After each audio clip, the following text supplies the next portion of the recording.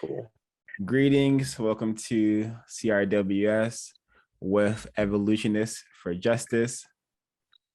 Just an interview to shed some constructive information, share some constructive information on the system of racism and white supremacy, what it is, and how it works through the experiences from a victim who has been a victim of the system longer than I have been. So, and definitely seems less confused about the system than a lot of victims I have experienced.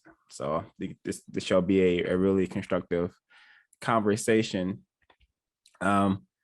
Getting started, Mr. Evolutionist for Justice, would you like to share a definition for racism and white supremacy that you use? Oh, you're muted. You're muted. I use a combination of Dr. Francis Cress-Welsing, the United Independent Compensatory System concept, and a writer, counter-racist attempt by the name of Gus T. Renegade. So it depends on what I'm specifically describing and to who that I use a combination of the three, but my basic definition is system of people who classify themselves as white and are dedicated to dominating and subjugating everyone in the known universe whom they classify as not white. They do it in their patterns of thought, they do it in their reasoning, and ultimately they do it in their speech and other actions. It's just abuse, and you will not understand that abuse until you understand what it means to be white. I'm hearing a like beeping sound. Those are bugs. There's like cicadas or something. Yeah. Oh, okay, yeah. All right. So not something you can control. They trill and whistle out here. See if you hear that whistle. Yeah. I thought it was yeah. Yeah. All right. I hope it's not too distracting for people who tune in for this broadcast. Yeah, there's big iguanas and bugs and all kind of stuff out here. I'm sitting outside on the porch. Okay. All right. Before you knew about racism, how were you spending your time and energy? Trying to morph myself into being everything that the racists were convincing me that I was not and that I ought to be. I literally spent most of my time consumed with thinking about how to get them to accept me, to pay me, to love me, to lay with me, to share with me, to bring me along, to put me in their pocket, save me for later, so I wouldn't have to be like other niggas. So that was what my every waking hour, every thought, every passing thought, every ambition, every value system was summed up in that. I wanted to be included. I wanted to be included in the spoils of the devil. Can you describe some of elaborate? Yeah. Can you describe some of your thought, speech, and actions that display that want seeking whiteness, seeking white acceptance? One of the things I think they have Black males consumed with is the fear and the dread of what other people might think of you. That's incorrect from your intentions, or that criminalizes your intentions and your values. So a lot of my thoughts were on how to project myself in the world, how to look, stand, dress, talk, sound, how to intimate things that I thought would bring me there, what they consider to be admirable traits, racists consider to be admirable traits in Black people. And I was trying my best also to block from my mind any pain that I knew directly that Black people I knew had. I was trying to block that out. And I always knew of pain from drug addiction and abuse, so-called, and other forms of abuse that are people that I care about. So I was also constantly trying to not think about what it meant to be black, what it means to be black. Uh, Waking up every day thinking about not only in the shower how you smell or what soap you're using, how it's going to smell around these white people, or that white person, or this white person. Um, if the smell is something that is associated with blackness or not, something that's associated with what I'm from and who I'm from, to looking in the mirror in the morning, trying to make my face look like whatever the new menu says the black boys ought to look like, and hating if I didn't look like it, and trying my best to try to imitate as close as I could to get it. So, um, it's in everything. A good book. I think Dr. Jerome Fox. I think he wrote "Addicted to White."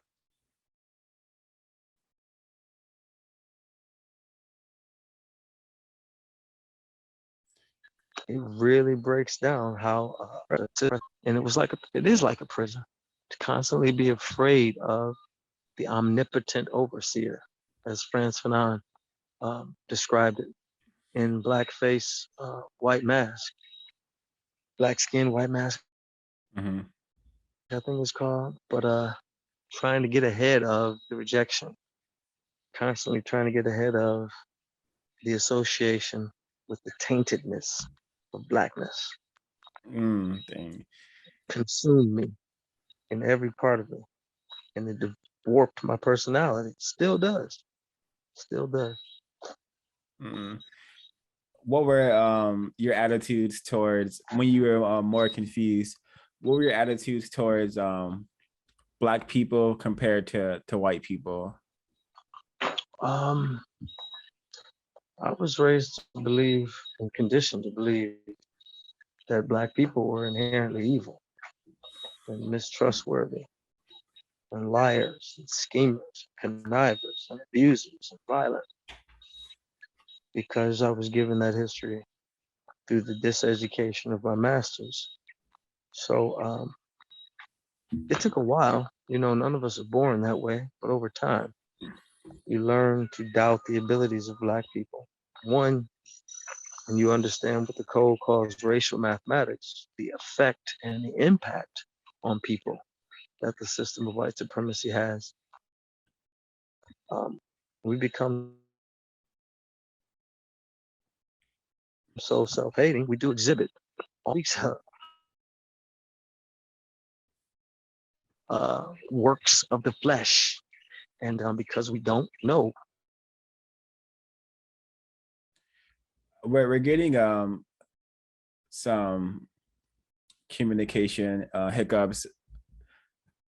I think you're walking away from your Wi-Fi connection that may be causing the disruption. But the last thing last thing I heard was that we exhibit. Last thing I was able to hear was that we exhibit. So you may have to. we exhibit when you begin to get into learning about the Bible as you get older as a black person. The Bible describes what are called the works of the flesh and the fruit of the spirit, meaning godly attributes and the attributes of those who don't know God. Or if you don't understand racial mathematics, the impact of racism on black people and how it degrades and demoralizes us, you easily believe the assumption that the racists give is that you people are always like this, you know, um, before slavery, but now especially since slavery, you don't have any moral uh, base or moral aptitude in order to set yourself aright. And right after my adolescence, during the beginning of my adolescence, white supremacists dumped a bunch of crack cocaine and heroin into the areas I was forced to live in.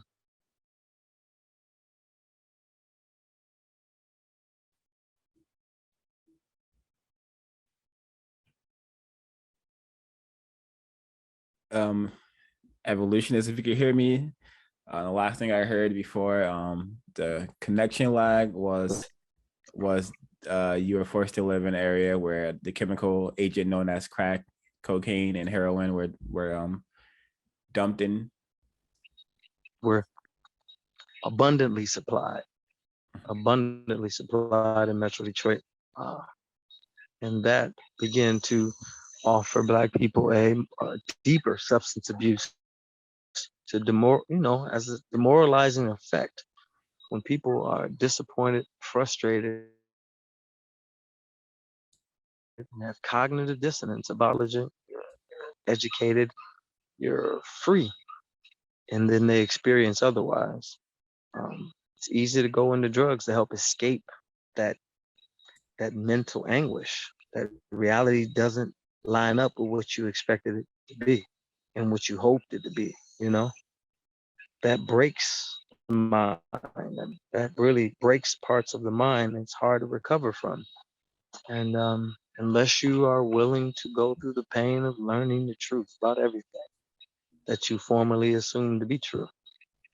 As a child, almost like it's almost impossible to imagine how we can get out of that mentality of blaming ourselves for the system and what they do. Wow. And in But it's regard, possible. I was and probably am the dirtiest. Go ahead. oh, and what were your attitudes towards white people? I understand that you were conditioned to view people classified as Black as evil and incapable of being worthy of Righteous. one's trust. Mm-hmm. It was the exact opposite, or not opposite. Yeah, the exact opposite, the antithesis. I really did believe that white people were the only ones who knew how to do right once anger came into play. Uh, from seeing, law enforcers and bill collectors and maintenance men and women and just white people in authority coming around and making the toughest, scariest Black people be quiet in a corner or leave. That reiterated in my mind that, just like school says, Abraham Lincoln was a good man. George Washington was the father of the nation. It reiterates the lies they tell us as little babes, especially on top of it that, the son of God is white. We all assume his daddy got to be white. Got to be. I thought about the Quaker Oats man too. I thought about Captain Crunch. I thought about the Burger King guy, but I knew all of them kind of was like, that's God. I looked at the Black people God. We had a God too, but I looked at him as like he's this weak little Black dude somewhere in a heaven. Couldn't really do nothing. Wow. The religion of white supremacy, I right? really had them thoughts leading into like 18 years around Black. And, our adversaries have big God. So aspiring to be something in the world that's not already here, it's hard because look, it's already set up, and if you don't know how it got that way, you assume that, well, otherworldly powers, and those otherworldly powers put them in control, then that must be the will of God. I actually Now, believed at one time that the only reason slavery existed is so that Black people could come to know Jesus. Come to know Jesus through enslavement. That's before I knew any details of what our chattel enslavement is and was. I really thought God must be with them because we lost. And the closer I got to white people, the more I was like, they don't seem to be all that great. They lie a lot. And they do evil with a smile. That's when the cognitive dissonance began to occur, when I begin to question the basics. Is it true? Yep. So I really looked at them as holy, you know? Yep. and Grew up watching Dolly Parton, Barbara Streisand, and other white female movies with my grandmother. and watching her cry over these white women and be elated and happy, and Sally Fields got married, that warps a little black boy's mind too, to look at the Holy of Holies, white women, as just that, the Holy of Holies. Yes. Wow.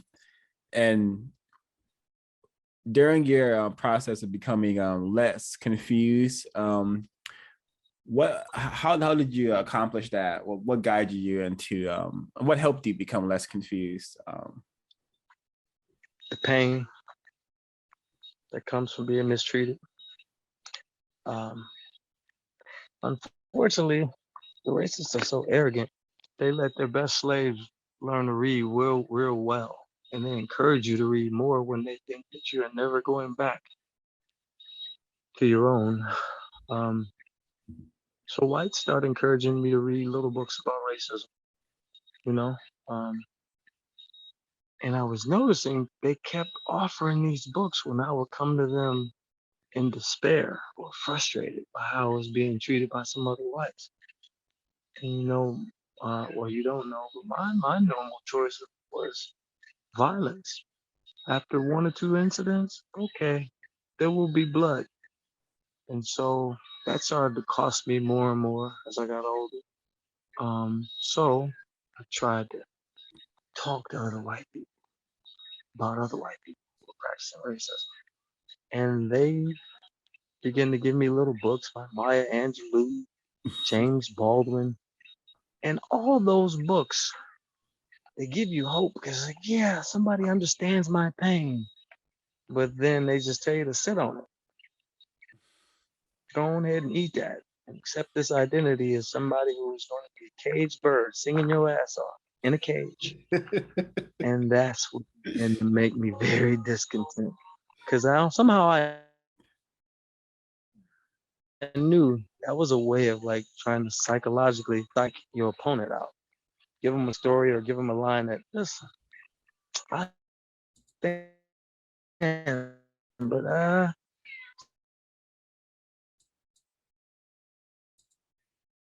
We lost the last thing I heard was just a way to psych you out. So did their weapons. among the books that you were recommended from suspected racists, were any of them the ISIS papers or books that would allow you to counter racism, white supremacy? Were anyway. Say again?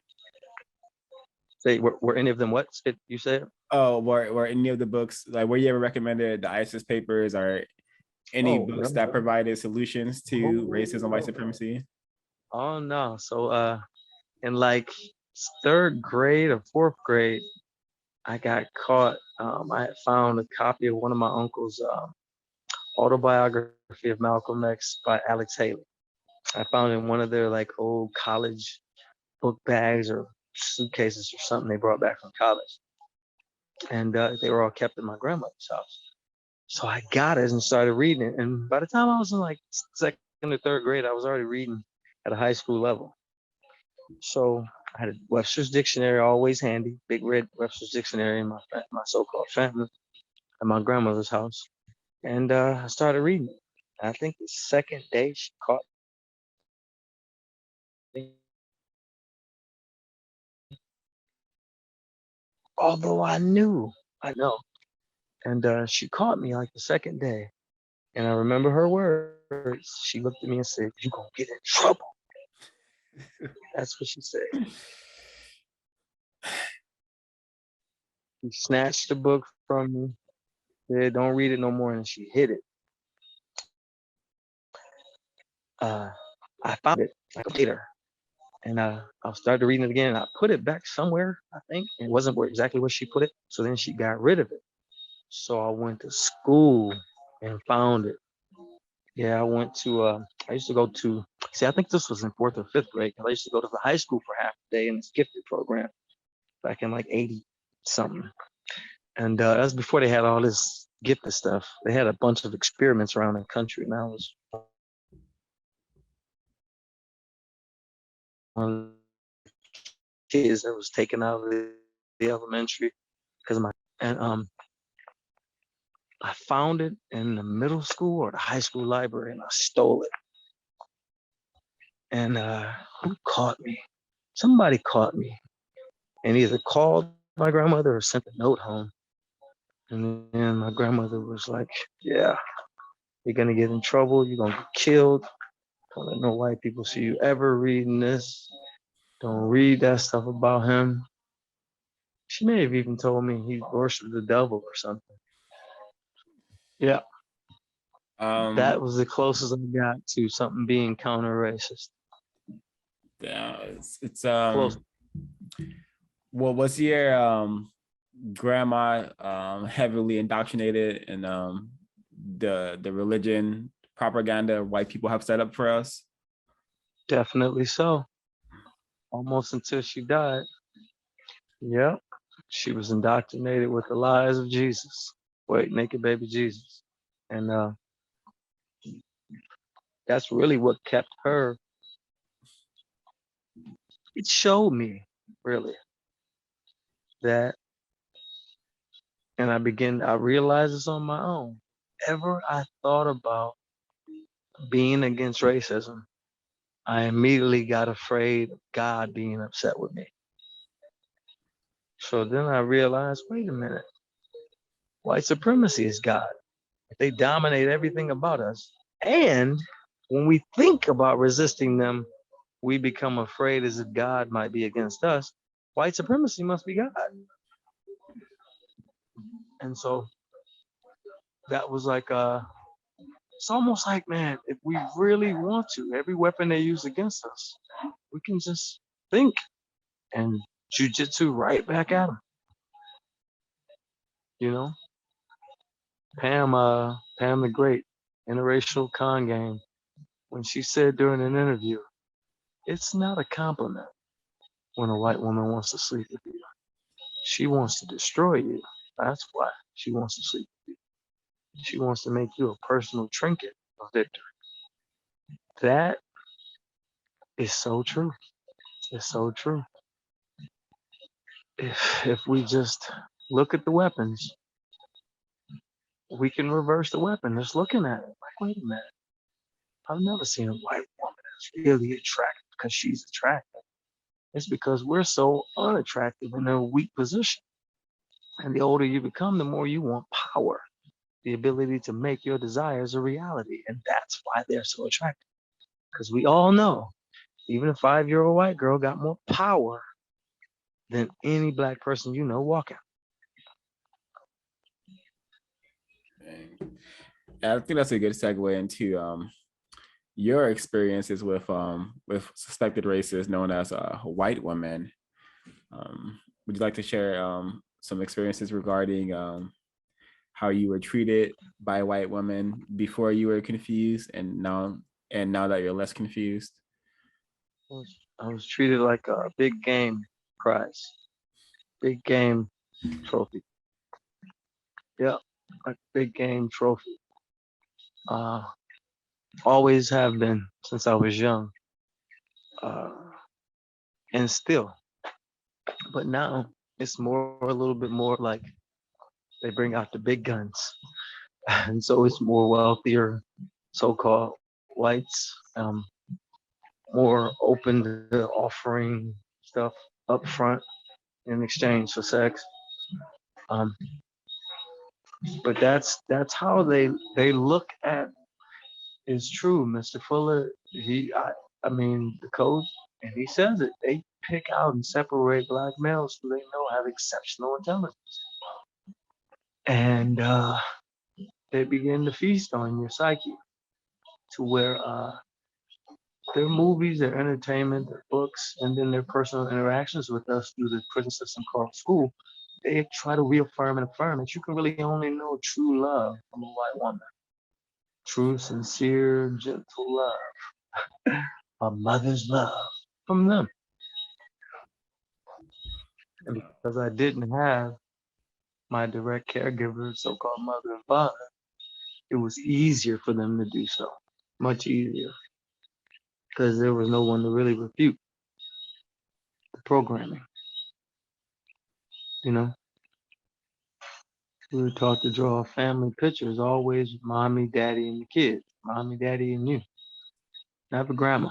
You know, so that was something they began to project as a degraded position to be reared directly by the females who produced the male or female you came from. So white women were able to tell me at an early age because I watched Leave It to Beaver, black and white. That Ward and June Cleaver was as good as it was gonna get. If I couldn't act like Ward or get a June, I really couldn't know that life, that happiness, that love life, that family. You know? Thing. What damage was done to you when you were being raped by a white woman, if you can recall? When I was 11, I think I was 11 or 12, was my first direct sexual encounter with an adult white woman. And before that, black people I came from were taught that, it's a shame to even let kids think about sex, let alone teach them accurately about sexuality and their sexual existence. Um, so only thing I had seen prior to that was probably mistakenly walking in a couple times on my brother or one of my uncles, but nothing like I never had seen porn or none of that. Never saw, my grandmother entertaining a man sexually or any of that. That was like a rule in my family, and even is still now. When I attempted to be married, I couldn't take the woman female I was married to my family's house and just have sex. And, the room we were sleeping in, we usually had to sleep in separate rooms. Even my uncles, when they would come home from the military with their wives had to sleep in one room and they had to sleep in another. All the boys, just like when we were kids. And so, this white female lured me and another non-white pal of mine out. I think, yeah, we were both in fifth grade going into sixth. And it was a summer. How old And was the white woman? she was 19, I think, 18, 19. Yeah. But she had been having sex for years. She was an adult. And it was her and another white woman, and they were supposed to, sexually molest me and him. And he was all for it. He had already had sex with an adult white woman, and he was 12. And I hadn't even nothing, even been touched. And so the other white woman didn't uh, didn't want to what they call make out with me, because she said she didn't make out with niggers. And I think she eventually told her, I don't suck nigger dick. And the other non-white boy was so-called Mexican. And so they both kept kissing him and playing with his private parts. And then the other white woman just, told me to pull out my penis, and I didn't do it fast enough. So she unloosed my pants, pulled my zipper down, and pulled it out. And yeah, that was the beginning of the fall. Yes, indeed. Wow. Yeah. And how did that experience shape your thinking about white women? Her words hung with me for years that I had a big nigger dick. I had never been insulted and complimented like that. That's how I felt at the time. I felt humiliated but invigorated as an 11-year-old boy.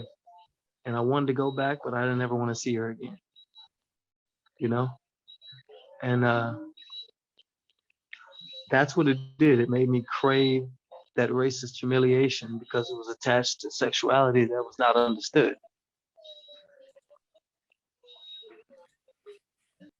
Well, that is a appalling experience and situation, and I hope for people who will come across this broadcast an example of the mindset of racist men and racist women. Wow. And yeah, but tragically, that was not your last experience with white women. So please do share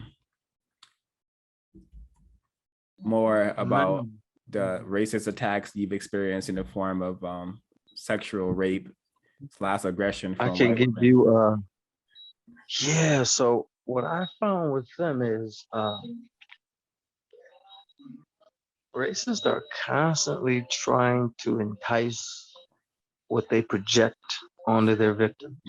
They want to bring out what they've declared you to be and what they've not just been told. See, they do the trick of they believe what they've been told. That's why they test the waters. So Sam Bachman said it best. Uh, Racism is institutionalized narcissism. So what racists do is they create the deviant juvenile black male who is obsessed with sexual depravity, but not so. They know that most black boys that are interacting with whites are very deprived. A lot of times deprived of basics: food, nutrients, water, clean clothes, warmth, all those things. They know that's why we're hanging out. That's why we came over. That's why we said we'd come and play video games or come look at porn with them. It's because of all the other things we lack that they have. But they want to project it as this: oh no, you just want us sexually.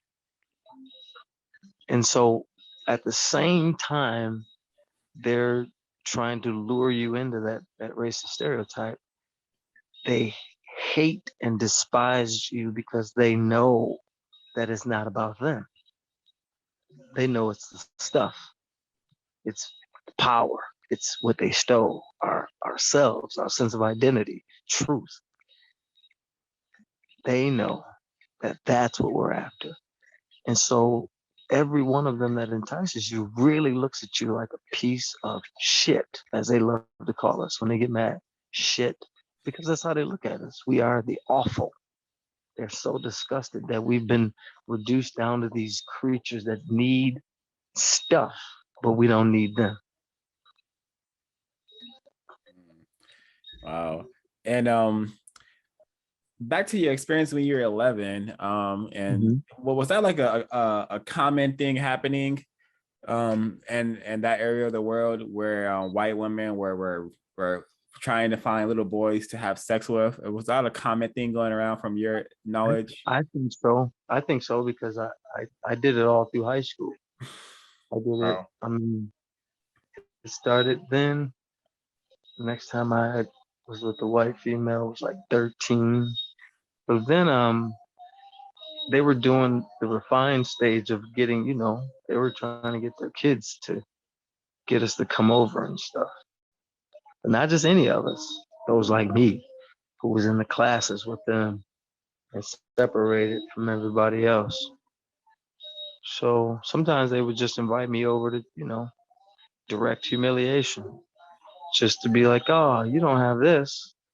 But black people do that stuff too, to really poor, destitute black kids. And I was comfortable, but I was poor, and then they project out that everything they have is what you gotta have or you're not complete. So at 13 or 14, yeah, adult white women, probably, yeah, at least once a month, an adult white woman would pull over, pick me up if I'm walking somewhere, or one of my associates' mothers, one of my, or somebody's stepmom. That's had that. And I don't know if their husbands were involved on it, but it seems like looking back now, they had to be. And so it was always, even if we're the same age, the white females are always in control, always in control. So the rape is constant because they're constantly preying on what you don't know. about yourself, about them, and our collective history. So they play into the mindset of a child who really has ambitions for things to be love and peace and all those false things that they claim are in the world. And they know we crave these things because, we're destitute. Mm. Can't, High school, it became like a popularity thing to be with a white girl. That means, you were special. You were $5,000 nigga, as Jamie Foxx would say in Django. And, you got to ride around on a nag. And that, but also, that creates even greater hostility with racist men. So there's a price to pay. Even when they draw you in, they want you to witness them humiliating and degrading the same white female. What you gonna do? Nothing. Because that's theirs. I've knocked out a bunch of white boys, beat them to blood. But in the end, they still, you know, that's his sister. Yeah. so you said that you were even raped by one of your associates' mothers. Can you share a little bit more about that experience and how that even unfolded? I just want a couple. Yeah, I think what this particular female would do, she was the stepmother of a white female, that white woman girl I went to school with, and she would have us all over and pretend like she was stealing some of the drugs, which was the girl's father, um, and give them to us. And I just started selling cocaine, and she had a cocaine problem, so we had traded crack for weed. Be like addicted to having like prostitution with white females for pay, for crack, and I had never done it. And so everybody in our crew would always make fun of me. So I think she heard of it and called us over one day.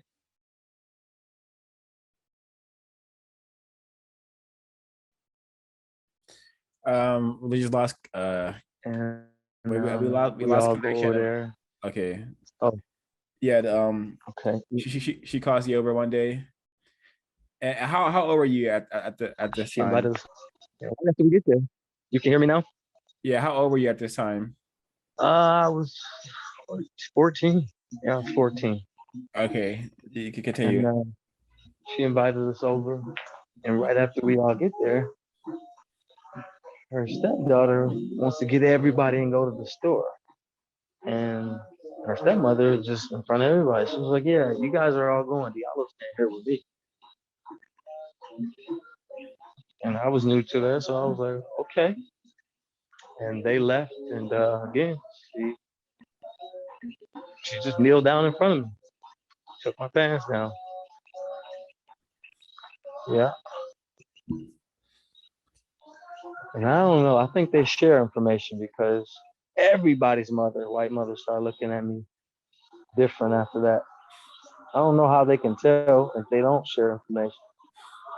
But then it became like I didn't want to be left too long with people's moms. And it was like everybody knew a joke about it. That they would pinch my butt and feel on me. Grown white women, you know.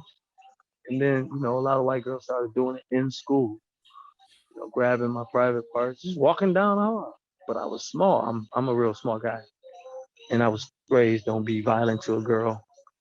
Even though I fought girls sometimes, I was raised not to be violent to a girl. So I wouldn't do anything back. Like my freshman year, and senior she was like a captain of the cheerleading squad, white female. Uh, she raped me at a hotel party after my wrestling team had a big hotel party at the end of the year. That same year, uh, I had unfortunately I had sex with her in a bathroom, and everybody was listening. So that summer, you know, cars were picking me up. Grew up in the government housing projects, Benzes, Saabs. whatever was picking me up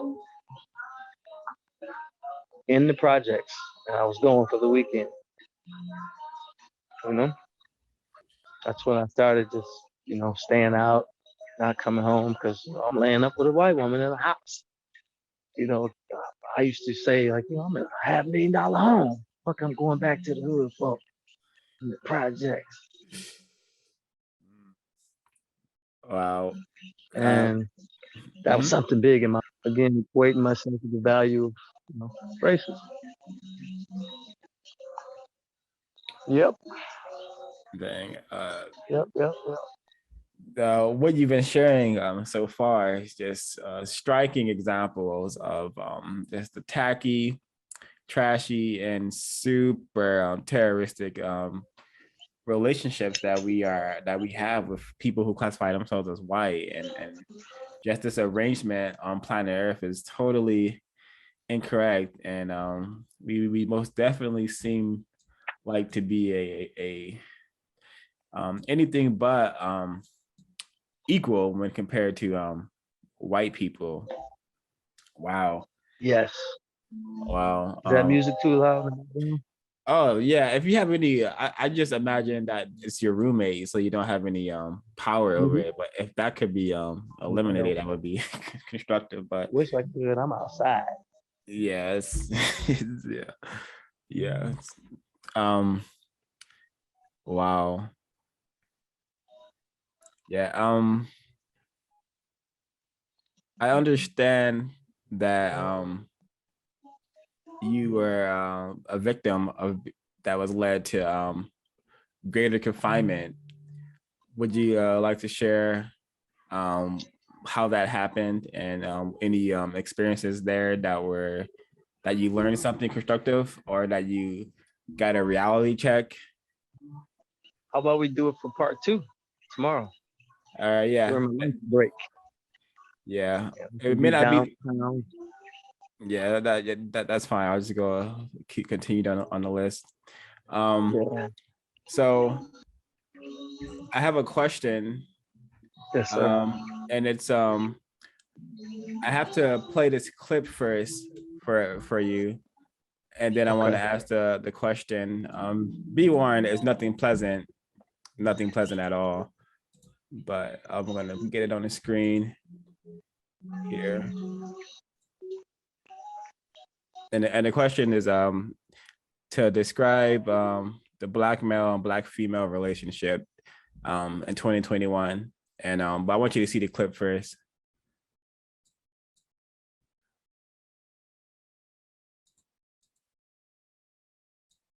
Laughing. You doing that shit to me, and that shit is irritating. I have a shit to you. I have a shit to you, Andre. I'm sick of you. I hate you. I swear to God, I hate you. I was never attacked by you. When I have to do that shit to me. Happy Thanksgiving. I swear to God, I hate you. I wish I never went with you. Happy Thanksgiving for all the shit I do. All the shit I do for you, ungrateful bitch. No, you an ungrateful bitch. You disrespectful as fuck. You gonna snatch my body off on live, knowing that these people are talking about me, and you think it's cool and you think it's funny. It's alright, I'm finna go. It's okay. I'm blocking you. Don't come to my daughter's birth. Don't ask when I'm gonna give birth. Don't come up there. I'm not telling you what hospital I'm going to either. You're not gonna be a part of it. I'm bringing her in the world by myself.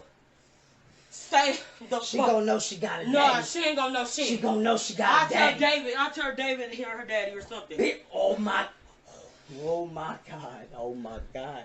Did y'all hear what this? Oh my God. I swear to God. And since you wanna be funny, snatch my body off, and I fucked him while I was pregnant with her too, bitch. That day you sat here and I went to go get Cam, that's what I was doing. I was over there getting fucked, bitch. How about that one? And I don't give a fuck.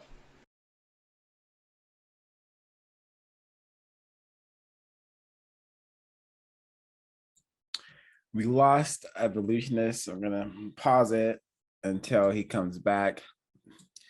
But for the folks who will come across this broadcast and for the folks listening, I hope that this information is of constructive value, and I really hope that it's an indication of just a power relationship between white people and non-white people. White people being the folks, the entities that have all the power, and non-white people classified as black, red, brown, yellow, or whatever racial classifications that we call ourselves, whether it's African American, Chinese, Japanese, sometimes Mexican.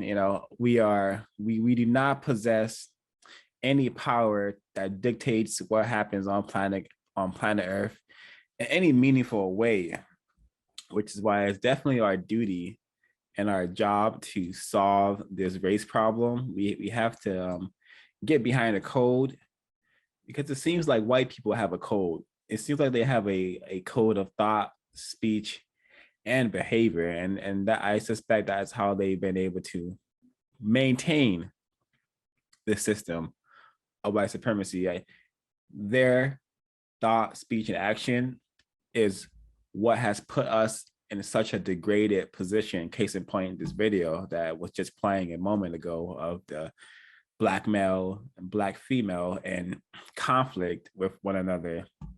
And this is a crisis, the crisis of black people that Dr. Frances Cress Welsing mentions in her book, The ISIS Papers. Black people are in a state of emergency, especially people classified as black. We are in a state of emergency where we are focused on any and everything besides the people who have made our lives this living hell, existing hell. I often say that people think that you have to die to go to hell, when you can simply look around at our environment, look around at where we are forced to live, and look around at the kind of behaviors we can see black people exhibiting. This is the real hell.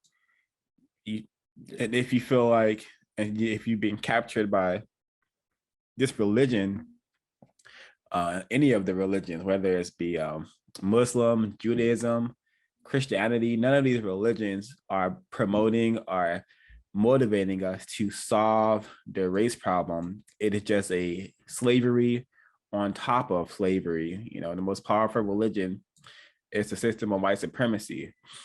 And if your religion is not more powerful than that, take what you can from that religion, but get serious about ending the religion and business of white supremacy, because Jesus ain't coming back to save us.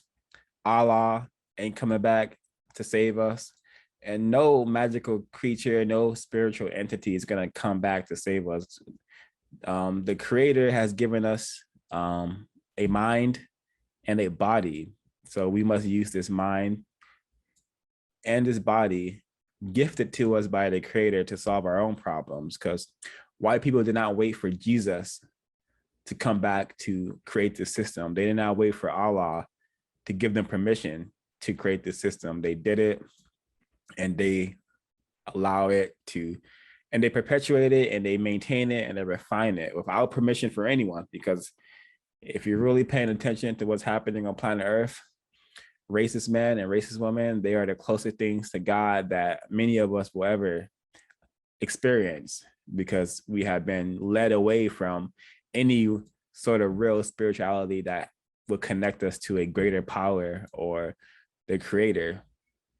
So please go to producejustice.com, counterracism.com, Black Talk Radio to check out Context of White Supremacy, because there needs to be millions of Black people, Chinese people, Asian people, everyone not white needs to be attempting to solve this problem. And our best bet is to begin to use the codified thinking and codified speaking and codified action. That will get, I suspect, the white people to do one or two things. They will begin to sweat, because they will have never experienced a collective of non-white people actually serious about solving the problem. At least not an effective number.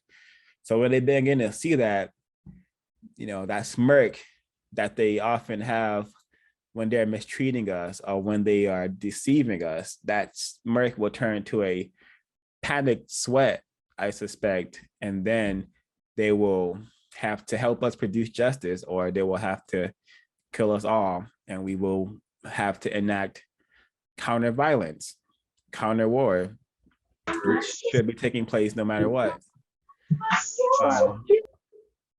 All right, evolutionists, I'm gonna continue the video. It's about 30 seconds left. And then I want you to answer the question. And you can use this video as a reference, of course. So you think that's funny? Yeah, it's real funny. Bitch, I cry real tears, bitch. I got real feelings, bitch. I don't give a Somebody, if you got someone, don't you love when I come around? What do you say? Build you up, then I'll take you down. Don't you love when I come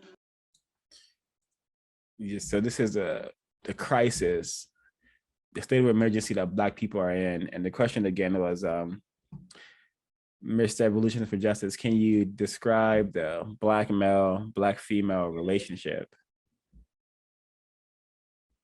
from your observations and from your experiences? If you're speaking, you are muted. Man, where do I begin? Oh Lord, wait, would it be possible for you to go to a place where the music is? Can you hear me now? Is that better? Yes. Okay.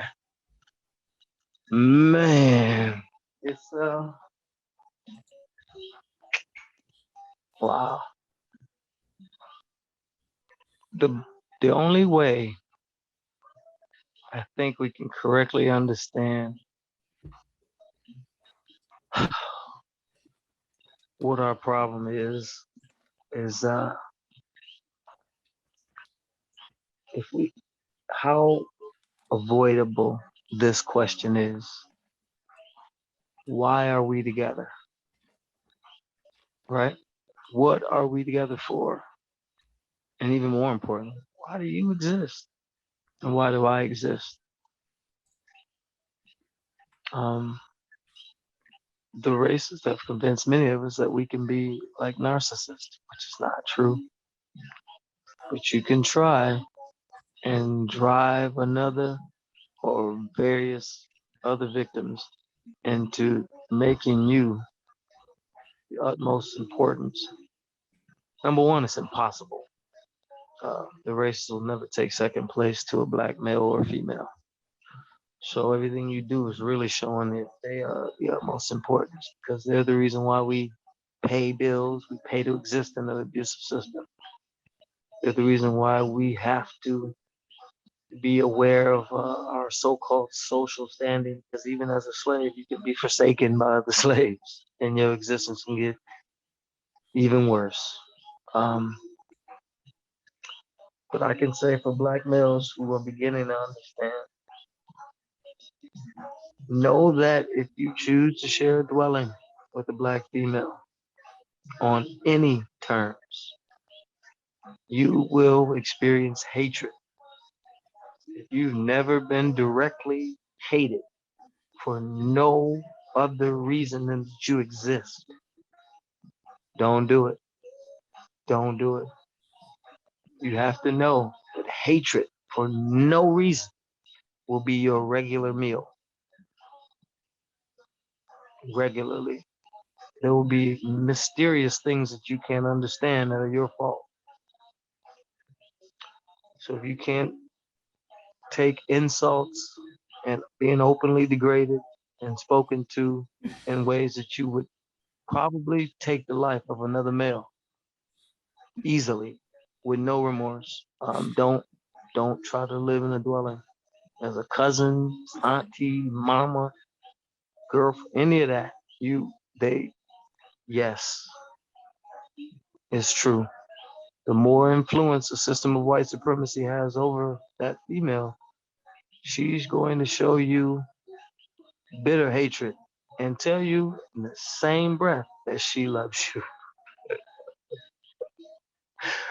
But I say that to say also, Black females have done far more to contribute to Black manhood than we've ever done to contribute to them being women or to make, gain, or protect their womanhood.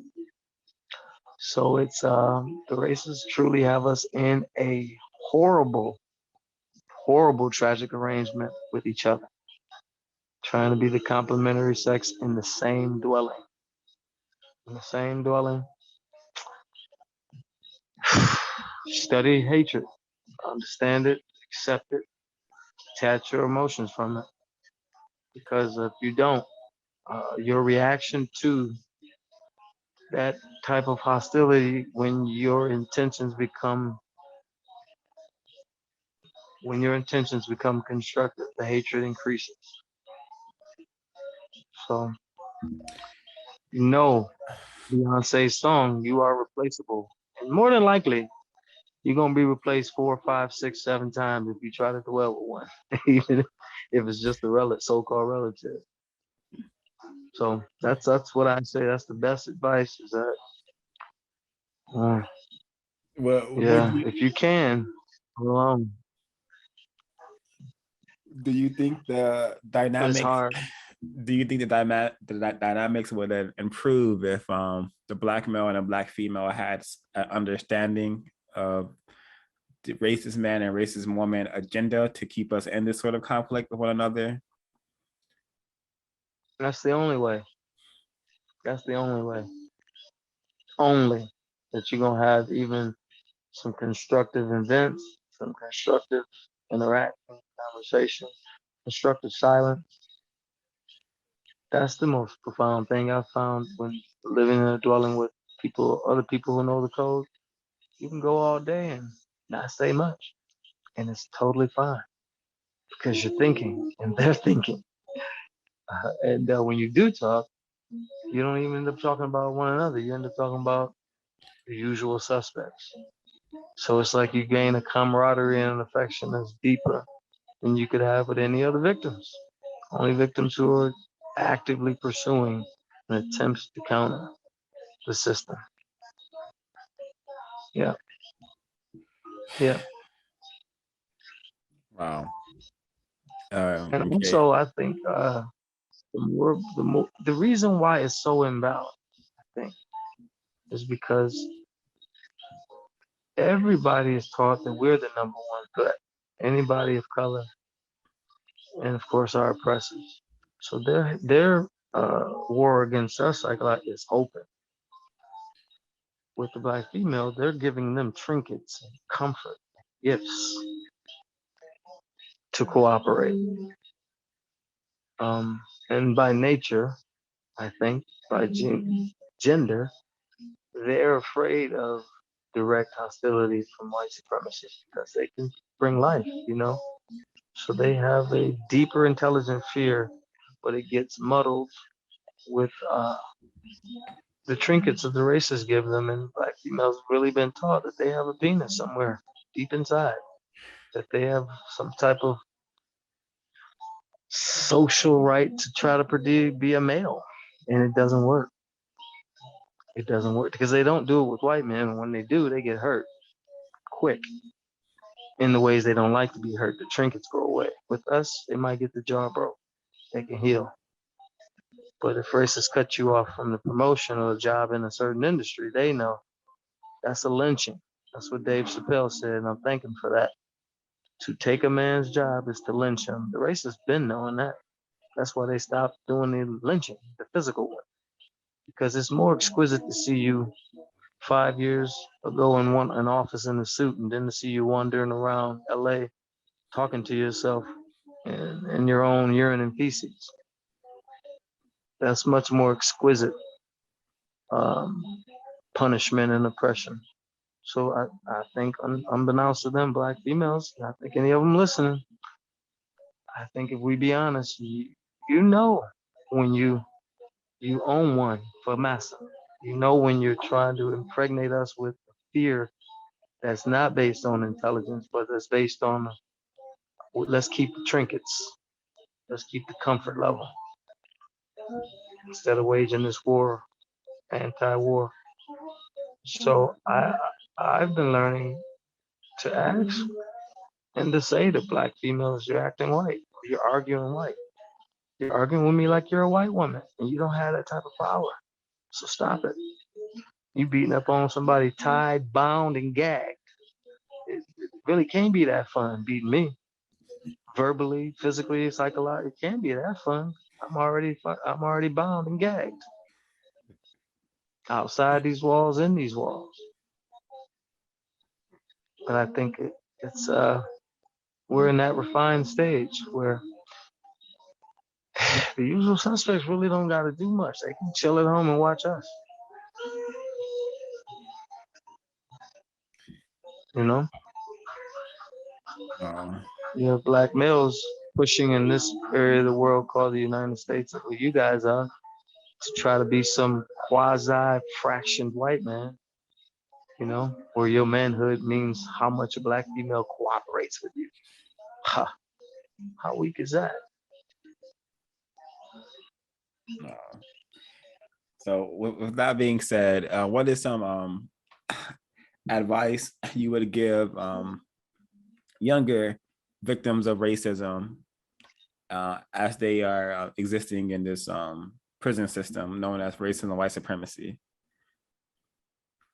Acknowledge gender boundaries.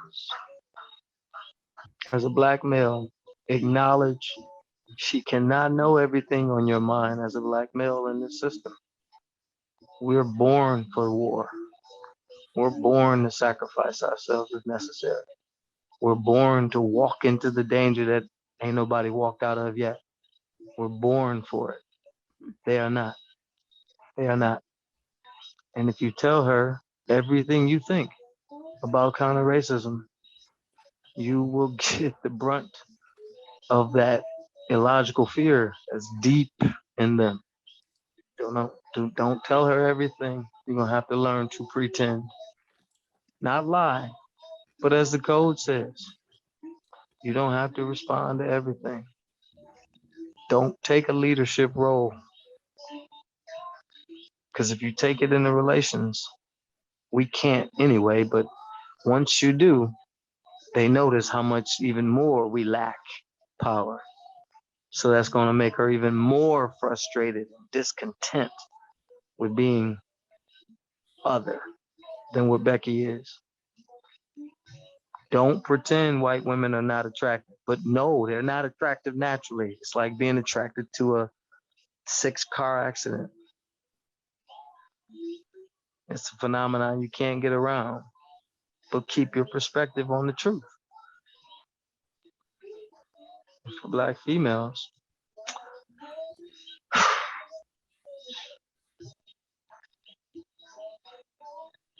I know they don't believe it, but if you get right in your mind and withhold the vagina better, we will get off of our faces and do better to get back to the vagina. So if you're only having sex with counter-racists and worthy counter-racists, that goes out like a ripple effect wherever you are. Don't have secret sex with white males and females, that goes out like a ripple effect. We're so far degraded the so-called image of a black male, we could pretty much do anything and just goes back in the trash heap of, yeah, we thought so.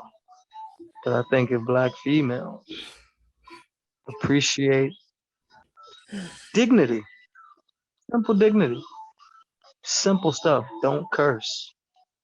You make black males everywhere stand up taller, and some ready to die if your dignity is breached by our oppressors.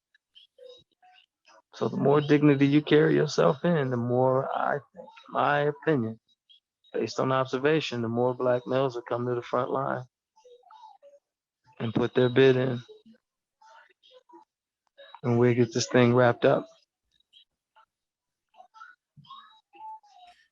Wow. Straight up. Damn.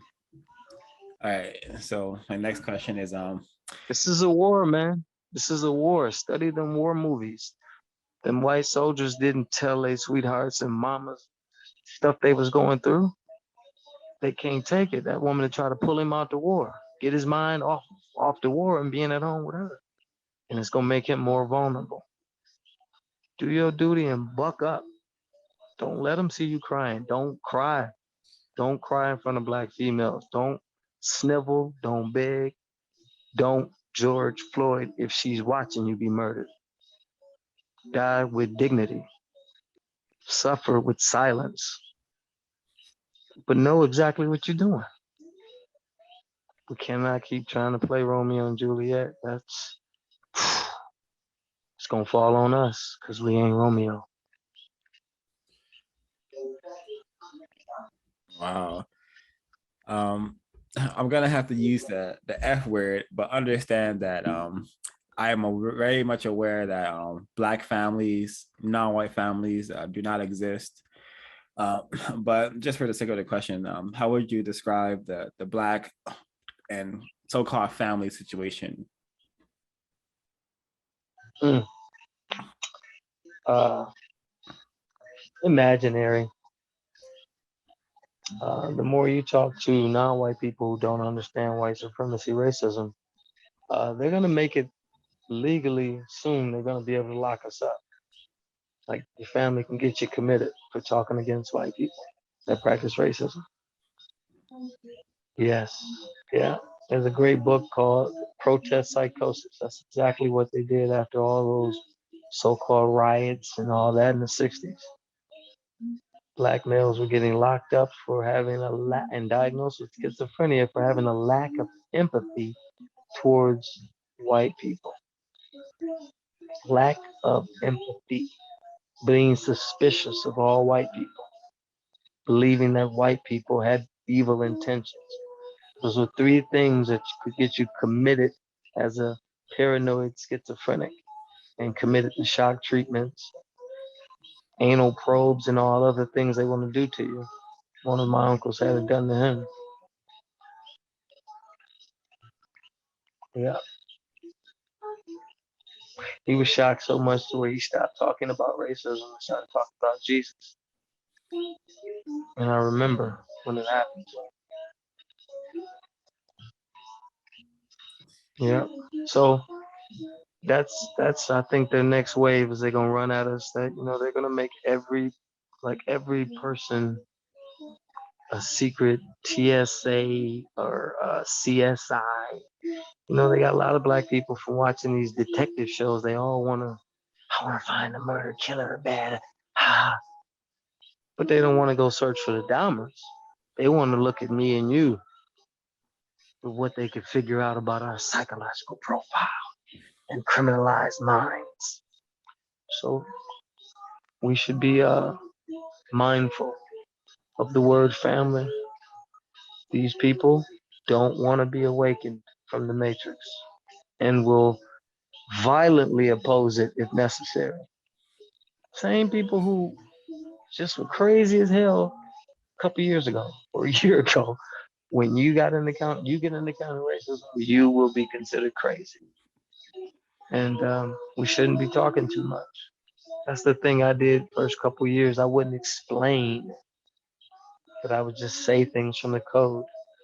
Then I had people hating me when I come around. Oh, here come this code. Da, da, da, da. What a code? What's a code? You know. So it's best to just walk it out.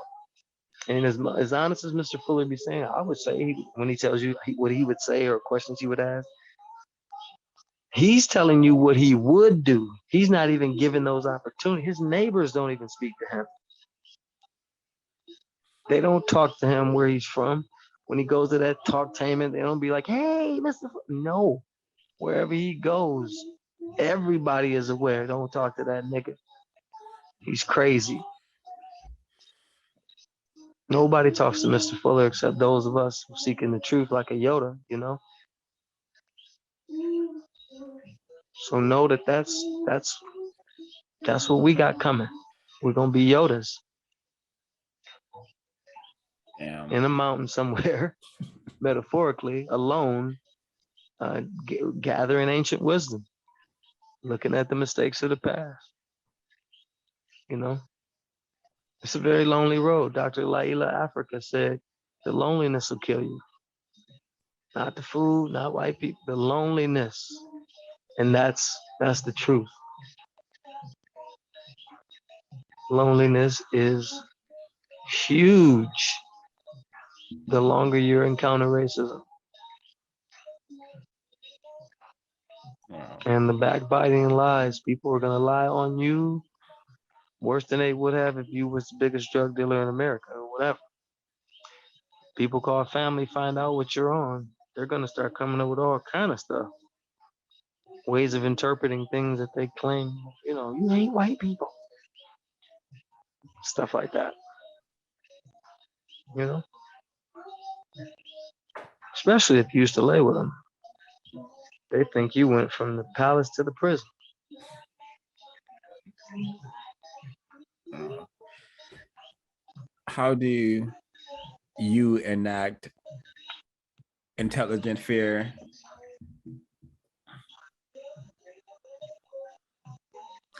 and actually before Primarily by hold on one second before you answer, let me read the definition of intelligent fear for folks who may not be aware of what this term means. Find it really quickly for those who have the code book word guide. It is on page 175. Everyone should have a copy of this text right here. So intelligent fear. Use this term to apply to the fear that a non-white person has of a white supremacist racist while that non-white person is speaking in or acting to replace the system of white supremacy racism with the system of justice balance between people. Intelligent fear is a form of cautious and calculated courage. So you could go ahead and answer.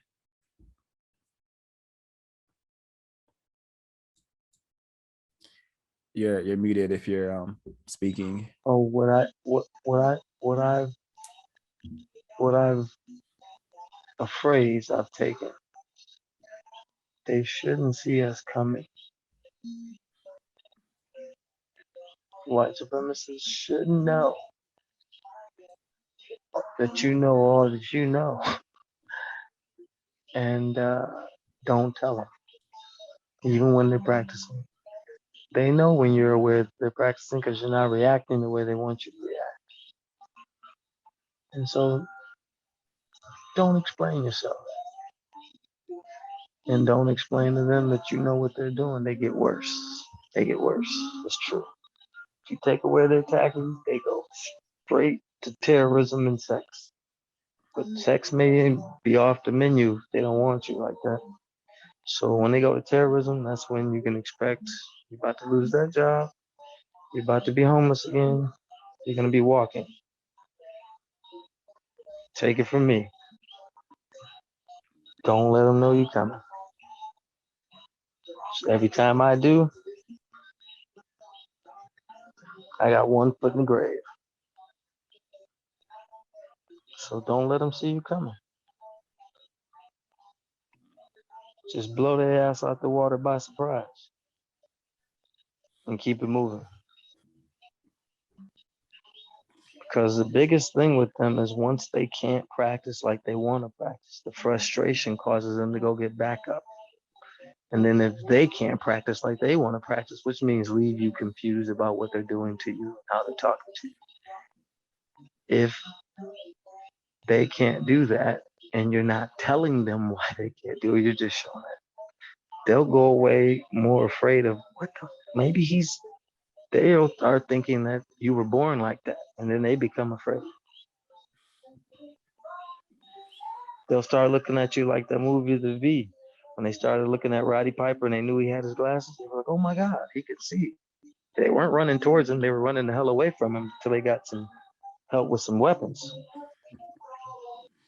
But if they see you coming, you're gonna walk into trap after trap. You're gonna walk into, you were hired just to be fired. You were hired just for them to sexually assault you, and what are you gonna do? It's just all white people in the room. So, or like, living at a place, second year of the lease, you call down to the office. Yeah, you gotta go. So, yeah, don't let them see you coming. Study in silence, plot and plan in your mind. Write down, hide your writings, keep them out of anybody's grasp. And don't talk about killing them. If you gotta go, take one with you, but don't talk about it. Just have that as a plan. I don't think any black person listening could ever listen. If you haven't figured out a way that you gonna determine you're gonna die, and you've come this far to understand this deathly system, you're being a little foolish. If you don't know or think of a way or two that you can say, okay, I'm going out like this, then you're being foolish. Because they may put it on the table. Here's your options. That's why everybody should learn to defend themselves with their own body. Your body should be your first weapon. You have to study war. You have to think. They could come for me one day. Because they do. Whether you know it. You hear the story, sometimes they just say, yep, we're getting this counter-racist. Yep. So, got to give up on that Christian shit of not thinking about death and dying and killing. You have to think about that. It's a whole damn chapter in the book. It's an area of life. So study and learn. We should not be afraid of killing and death. That's where we come from.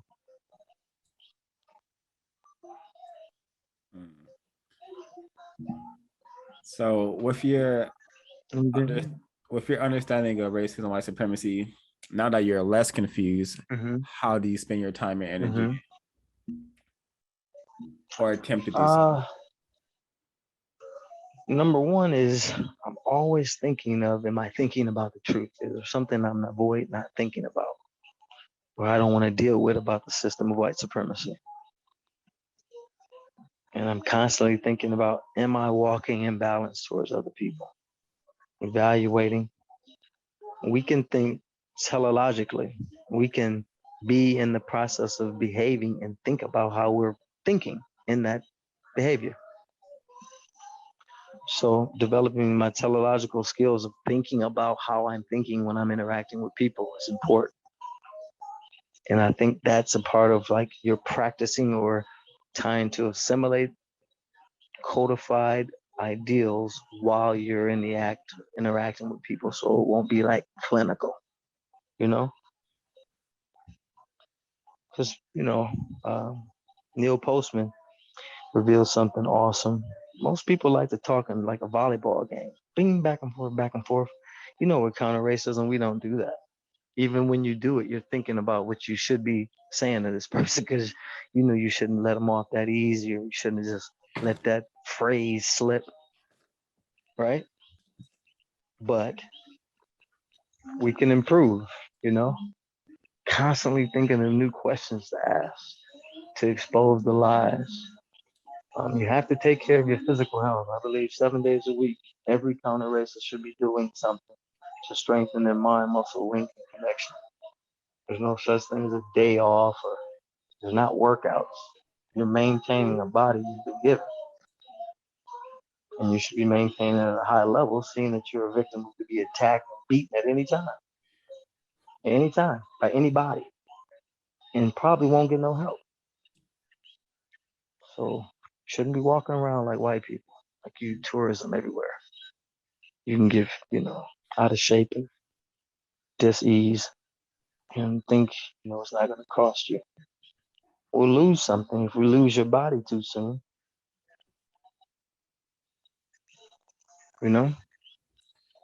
So victims should take active pursuit of their well-being. And we can always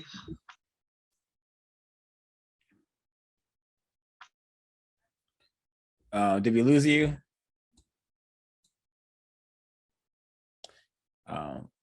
While his connection is reestablishing, I just want to second that. We definitely should be maintaining our bodies correctly, our minds correctly. I don't know what's going on. I think the system is just getting more powerful, but for about 3 days in a row now, 3 days in a row, every time I leave my dwelling, I'm accosted by either a fellow victim or just a fellow victim. White people don't attempt to interact with me aggressively, but yesterday, walking down the street, black male who may be on may have been on drugs or something like that, but I'm listening to a broadcast, probably a college broadcast, so I don't really hear everything he says to me, but he definitely he called me a motherfucker, and I don't I am very prepared to defend myself to violently or very prepared to defend myself. And just today, I wasn't accosted directly, but I was in a establishment, and the establishment had rules, and there was a person who came in and may have been a Mexican or may have been a white Mexican. I don't know, but he assumes that I'm in the establishment because I'm a black male, and the other black male is allowing me to be there because we're so-called bros. And I tell him, follow the rules, bro, because he was calling everybody bro. And I'm not here because that's my bro. We're not related. And I just handled the situation probably not on code because we're supposed to stay in the question lane, but I suspect I was dealing with some anti-blackness. But unfortunately, more times than not, when I leave my dwelling, I am armed with some means to defend myself because the system is getting real powerful. And tragically enough, I live in an area where non-white people are just really in a pitiful, degraded state, where there's not much pretty to look at, and there's not much of anything going on constructively. So every time I leave my dwelling, I understand that I'm a black male stepping out into the war field, the battle zone. So if I have to defend myself or run away from a situation involving more than one people trying to assault me, hey, then I'm prepared for it. I work out twice a day. I started working out twice a day because I have the time and energy to do so, and I want to ensure that I'm in correct health. So I have no doubts about my ability to defend myself, and I have no fear of dying. I don't care to exist in a system of white supremacy. So if I die, oh well. I just hope my will is followed and that there's no memorials or there's no just giant funeral for me. Don't make shirts with my face on it. Or don't set up memorials on a street pole and drop teddy bears off. I don't want any of that. So I think Ms. Evolutionist4Justice was saying a lot of correct things. We should understand that we should not fear death. We should understand that at any moment we could die in the system, and what really is worth living for in this system? Well, first, we're not even living for it, but what is worth existing for? I exist to solve the problem, to get other non-white people to understand that we should not be living in this condition. We should not be living in this degraded state, and white people should not be in charge. All of us should have, all of us deserve to live in a system of justice, guaranteeing no one is allowed to be mistreated, and those who need help receive help. And if you don't think that we should live in that system, I don't think you deserve the air you breathe. It's very simple. Very simple. We'll see if he's gonna come back. I do have one more question, and I don't know if the other panelists have questions, but if they do, then I would like y'all to be able to answer the questions. But yeah, go to producejustice.com, counterracism.com, blacktalkradio.com to check out the Context of White Supremacy broadcast. Very constructive. And also check out some of this channel's playlists. We have hundreds of videos, but to see the in an organized manner, check out our playlists. You know, when you're working out or doing anything of constructive value, just play some CRWS, some of our book studies, our studies on Thomas Sankara, the Haitian Revolution, stuff like that. It may serve you well to learn about the system and what it is and how it works. And while we wait, I shall read some of the chat greetings. Royale, Lime 22, rate this record. Mr. Smoky Damages, see you there. Lime 22 says, Royale says, good day, people, good day to you. Lime 22 said, this is horrific. And he or she said that when Evolutionist4Justice was describing his rape of when he was raped by a 19-year-old white woman when he was 11. She called it sex, but it was really rape. And line 22, when you play around with sex, the joke is always on the offspring. Dr. Francis Chris Wilson. Yeah, very true and evident. 2021, tragically. Rate this record. I hope all is well. I hope all is well with you as well, ma'am. Line 22, I agree. You have to choose a care mate who is actively trying to replace the system of racism and white supremacy with justice. Otherwise, it's going to be chaos and confusion. And I suspect you are correct. Smoky Damages, bury the man, continue to plan. Dr. John Henry Clark, yes, we shouldn't. Yes, very, very codified behavior right there. Funerals do not have to be an extravagant event, which Black people do. It's just tragic. We have been trained to worship death, to make death a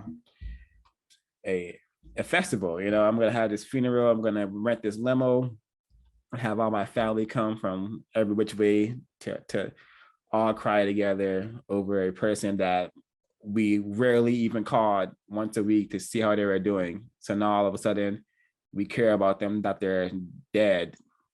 But we had 365 days to reach out to them, to check in with them, to see how they were maintaining, to see what they were up to. But we don't do that. We just wait till a person to die, and now we care about them. So yeah, I think Drake calls that fake love, but love doesn't exist. But I don't.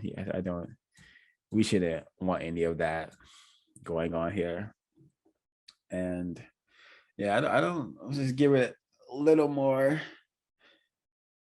to see if Evolutionist4Justice is coming back, because yeah, I wasn't planning to speak that much. My final questions for him is just to share his thoughts and to describe the medical industry. And tragically enough, he said that his uncle experienced electroshock therapy, and my grandpa also was a victim of that, and he's also was a veteran, war veteran, for white people and their conflicts. Yeah, and he was very schizophrenic. I've had probably one sound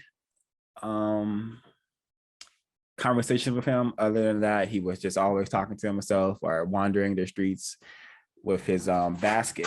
So very, very tragic what they're doing. I think that book he mentioned was called Protests. I have to get the title again, but something protest. And I think protesting in itself is an example of acute insanity, because it doesn't really solve the problems. It just could be a little I remember the George Floyd's protests were going on, and I was becoming less confused around that time. I went to one just because I had my little sister. She was going to all of them. I just decided to go with her one day. And now that I understand the code and I understand, attempting counter racism, I wish I would have been there spreading that information and saying, hey, this is really not constructive. This is actually kind of worthless. We should, y'all actually want to solve the problem, start studying the code, start studying the works of Dr. Marimba Ani, Amos Wilson, Neely Fuller Jr., Dr. Francis Chris Wilson, Willie Mubarudi, just so many people. Yeah, I gotta go to this website, the Kyle's Archive, listen to the truth, because this is not promoting truth. This is just a bunch of white people, and the white people here too, and they got us singing and dancing with them, and they're calling this justice. This is ridiculous. So maybe when the next George Floyd scenario happens, and there's a protest going around in my area, I will go spread some code over there. But that's probably the only constructive reason I could think to go to a protest, is to spread counter-racist material. Other than that, don't think it's valuable. Yeah, we may have lost evolutionists. Maybe the phone died. Maybe racist man and racist woman thought he was sharing too much valuable information, so that they may have cut his line for the time being. Before we close out, Mr. Kwaku, Ms. Helen B, would you like to share some words before we we head out? If not, no worries. Just leave. Just unmute your mic and say no, and I will know. I don't want to be waiting in silence. No questions from me. Constructive business meeting. Hope to get a question in with him next time. I think he kind of touched on it, but I wanted to hear his opinion on more about the family aspect and how maybe talking about counter racism, what the effect that's had on him and his relationships with his so-called survival unit. But he kind of talked about that a little bit. Yeah, there will most certainly be more interviews with Evolutionists4Justice, and tomorrow we should be here 11 a.m. with a victim of racism who spent 33 years in greater confinement. So that should be going on tomorrow. If folks are interested, you'll see the live notification. And yeah, that victim is also my uncle. Oh no, I know he's my cousin. He's not my uncle, he's my cousin. But yeah, with the age difference, he functions closer to an uncle than a cousin. But yeah, he'll be here with us tomorrow. 33 years in greater confinement. We're gonna be able to hear about how that transpired and what led him to spend that time and energy in prison. Correctly should be called greater confinement. Well, yeah, thanks for the audience. Thanks for chiming in on the chat. And yeah, CRWS is gonna sign out because I don't want to take up too much of your time and energy. So yeah, please like and comment, subscribe, share this information. This channel is still nigger banned, which means that the white people at YouTube do not put our videos in the algorithm for Black people to see it. Nor do they want Black people to see this sort of information. So please, if you have social media, Twitter, Facebook, any of social media, please, if you feel like this was valuable information, please share it on those platforms. And not just this video, but the playlist that we have, the ISIS papers, Yurugu, the United Independent Compensatory Court-System Concept, and the dangers and confusions of sex and RIPS, racism in plain sight. Just check those out. If they're constructive, then please give them a share, like, comment to feed the algorithm. But yeah, CRWS signing out. Thanks again. We're going to solve the problem. we just need an effective number of non-white people attempting to do so. And that's the goal here, to get more non-white people interested and wanting to solve their problem. CRWS signing out.